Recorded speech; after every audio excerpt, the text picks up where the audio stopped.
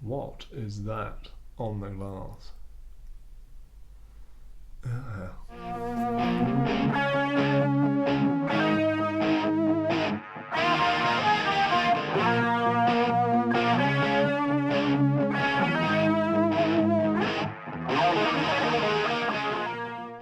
Chin Chin, and welcome to another edition of Tales from a Turtleneck. If you haven't done so already, please like, subscribe, and flick that little bell to be notified as soon as a new video pops onto YouTube.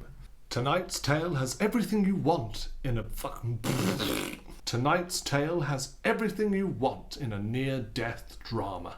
Exotic locations, dramatic stunts, and emotional outbursts. Well, as exotic as a school trip effectively down the road can be. I'm not going to besmirch the good name of the sports facility that we had gone to, but it was a centre for activities in Calshot, and its name may have been those exact words, just in a slightly different order. I think I got away with it.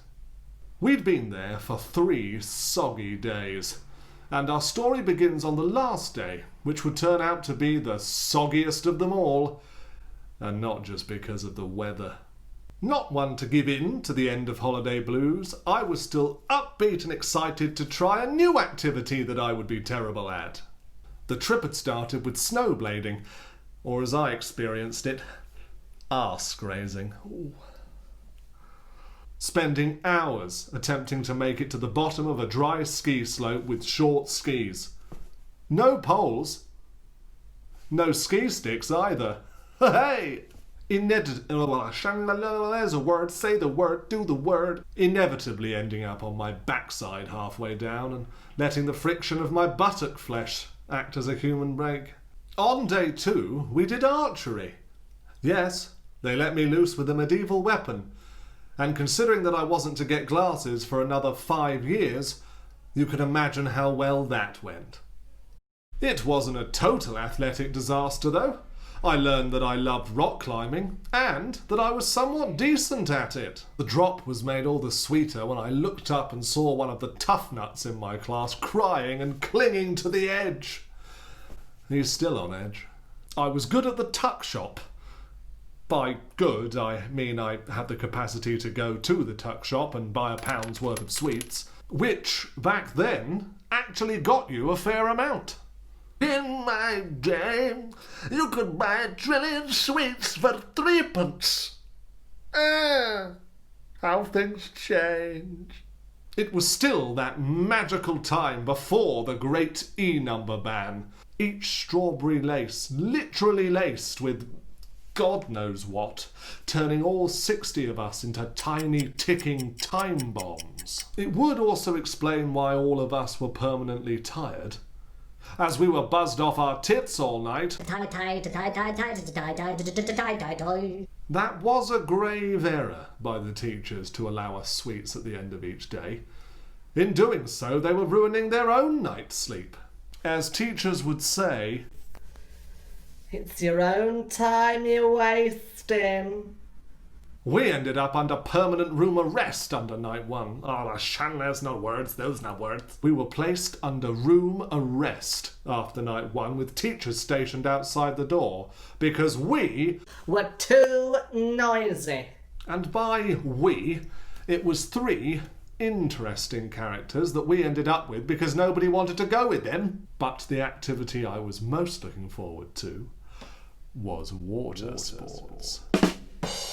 No, not like that. We had to go orienteering in the New Forest before we were allowed to take to the water. My experience of that was just chasing our headmaster from tree to tree. He made the accurate assumption early on that compass skills and map reading were far beyond most of our group. So, as we were running behind, he felt it best to explain as we went. Teachers aren't always to be trusted with maps, though. Whilst trekking through the Black Forest on the German exchange, I made the fateful mistake of letting our teacher take over navigating. Fast forward to pitch darkness, staggering about in 4 feet of snow, in a blizzard. If it wasn't for the kindly man in lederhosen that showed us to the cable car, our group would still be up there. I should have foreseen the disaster that was to come, as the first water-based activity hadn't exactly been a triumph. We'd all been split up into threes and put in charge of a small plastic sailing boat. That looked more like a bath than a boat. Baths. Better for keeping water in or out? I had teamed up with two irritating individuals who both claimed they had sailed before, so, naively, I assumed I was in safe hands. Although at first we'd been a successful armada, the weather soon took a choppier turn and we were all scattered to the wind. It was at this point that one of the experienced sailors pulled the keel-cum-centreboard out of the boat because he didn't know what it did. The bath quickly began filling up, as did his eyes, as he began crying and wailing. The wailing then intensified as the sail swung round and smacked the other so-called sailor in the back of her head. Despite having a helmet on, the shock of the impact sent sailor number 2 into an equally desperate state. I assumed command of the vessel and turned us back towards the shoreline. Land ho! The keel wouldn't go back in due to the pressure of the water pouring through, so I repurposed it as a paddle. And after shouting at the two catatonic limpets clinging to the side to bail out, we almost made it to the beach before sinking. We had done a project on the D-Day landings earlier that term, and looking around me at the upturned boats bobbing about in the surf and all the children crying, writhing about in the sand, for a moment I was transported back in time. Hoping to snatch victory from the jaws of defeat, my teachers allowed us to carry on with the second activity, kayaking. This time, in groups of 5, we would paddle off round the small spit of land that divided the main creek from the Solent, taking in the scenery from the leisurely, smooth comfort of our kayaks. They'd evidently run out of leisurely, smooth and comfort by the time I took to the water. Before we were even allowed in, we were subjected to some horrific baptism of water. I mean, it was like an actual baptism, but worse. In a freezing swimming pool, each person had to sit in a kayak and be spun upside down, and then have to right themselves before they were allowed onto the sea. However, as I mentioned, we were running behind. Oh, fuck you. And with 30 kids still to do the dunk test eating into their time in the water, it was decided that we'd all seen what to do, and that was good enough.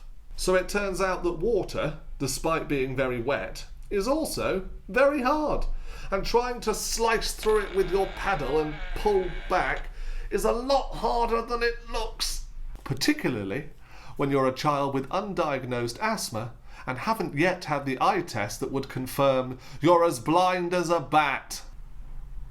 As with the sailboats, things started well. We had set off in a tight V formation, like geese that had just come into land, with our instructor at the front. But as we went up the creek round the spit of land leading out to the main channel, things immediately went south, both geographically and figuratively. I was struggling to keep up with the rest of the group and was beginning to lag further and further behind. The tide was a lot stronger and the waves a lot bigger, and our once tight V was getting looser and looser by the second. A girl in the group got into some difficulty and just seemed to be going round in circles. Straining to see what was going on, I had stopped paddling and had fallen victim to a riptide that was pulling me backwards through a gap in the channel and out to sea. That's when I noticed, 1, I was going backwards, and 2, the sea was a lot darker than it was a moment ago. I tried to paddle forwards, but it was futile. An unstoppable sea magnet had locked on, and there was nothing I could do. That's when I heard this chugging noise getting louder and louder, and I realised the darker water was in fact the shadow of a boat. Mercifully, I span around. And that's when I saw it wasn't just a boat, but a gigantic fishing trawler getting closer and closer. I floated helplessly towards it, stunned by its size. And only as it got closer did my feeble mole eyes reveal to me that the riptide had carried me directly in the path of the ship's nets that were being hauled in.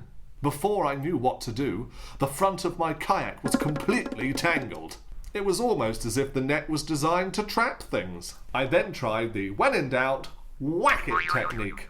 But my feeble stabs at the reinforced net were the equivalent of trying to cut a brick with a plastic knife. The net juddered, and I became aware I was seeing less sea and seeing more sky as I was hauled out of the water and up the backside of the ship. I tried the stabby stab one more time, and I dropped the paddle into the swirling mess below. I was now vertical and completely out of the water, with this giant plastic monster closing in around me. That's when, instead of stabby stab, I opted for flaily. The cool, calm thinking that had got my crew to shore earlier had been totally replaced by blind screaming panic. I wafted about, screaming and screaming, but the sound of the ship's... shift yourself 3 times. But the sound of the ship's engines was deafening. I was going to have to jump. But once you're in a kayak, you are pretty wedged. I tried shuffling from side to side, but succeeded in getting both my arms stuck underneath me. The net had consumed the entire front of the kayak, and I was beginning to feel its weight wrap around my shoulders, and I resigned myself to the fact that I was going to be slowly crushed to death.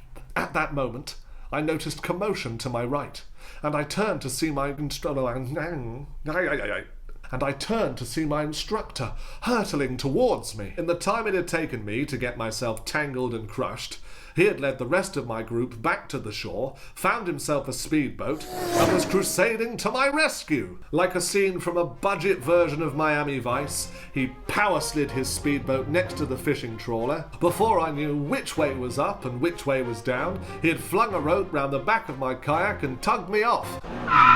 The entire rest of my class was waiting when I got back to the shore, and the coach had already arrived to take us home. I remember as I got off the coach, my mum saying to me that I looked great. I wasn't sure if that was due to shock, or the cold water, or the fishy oil that had ended up all over me. We were learning about angles in maths, and my teacher used my experience as a demonstration. Christie is pulled 6 feet out the water at a vertical, and his kayak tilts back 45 degrees. What kind of... Yes, I was told I'd been pulled 6 feet vertically out the water by the time my instructor saved me, then accidentally drowned me. My school report that year read as follows. Not bad. Cod do better.